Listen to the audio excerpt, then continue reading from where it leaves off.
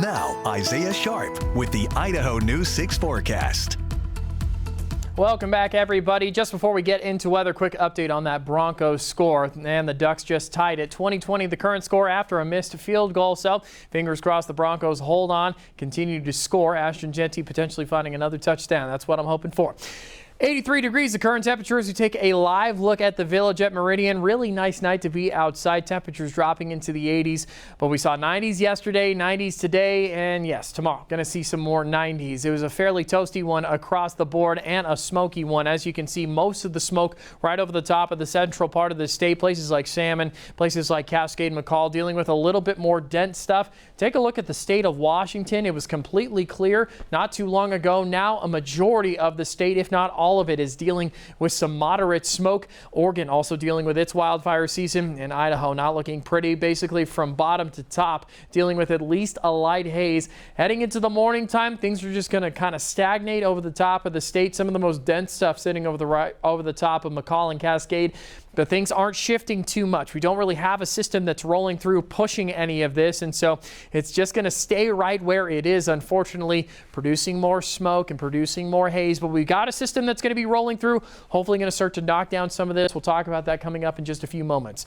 Across the region, temperatures kind of in the 90s almost everywhere. 86 in McCall, 85 over in Ketchum, 89 down in Twin Falls, but really everywhere else sitting into the 90s. Fairly warm, one of the coolest up in Seattle, and Newport 77 in Seattle. Newport sitting at 64. Heading into tomorrow for the Treasure Valley, we saw 96 today. Not too much of a difference heading into tomorrow. 94. I do believe we saw 97 though today. I'll correct myself on that. 94 expected tomorrow, 90 expected in Twin Falls, 80 over in Ketchum, but cooler temperatures are on the way. Our 6 to 10 day outlook has got the heat moving off to the east and the cooler temperatures moving in. So thank goodness, for the first time in a while, we'll finally see some cool temperatures dropping even into the 60s. I'll tell you when we're going to get to that in a couple of moments. But let's take a look at what your Sunday has to hold for you. We got a warm weekend to get through before we see any of those cooler temperatures.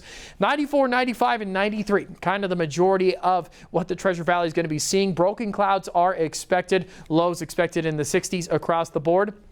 Western Central Mountains going to see 80s up in McCall and Cascade as per usual. 90s everywhere else.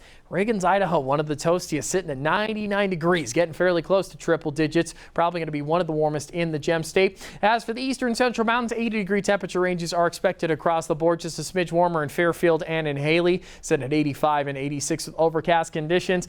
Like I mentioned, heading into tomorrow, more 90s are on the way for the Boise region. 94.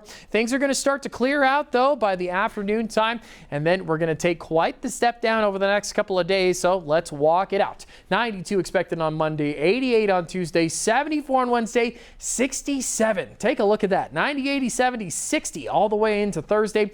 50% chance of rain on top of that too. Some much needed rain. Luckily, that's going to pass over Oregon before it gets to the Gem State, so they'll get some rain to knock down some wildfire activity. And then temperatures after that are going to be gorgeous. 74 on Friday, 79 on Saturday. It's going to be beautiful.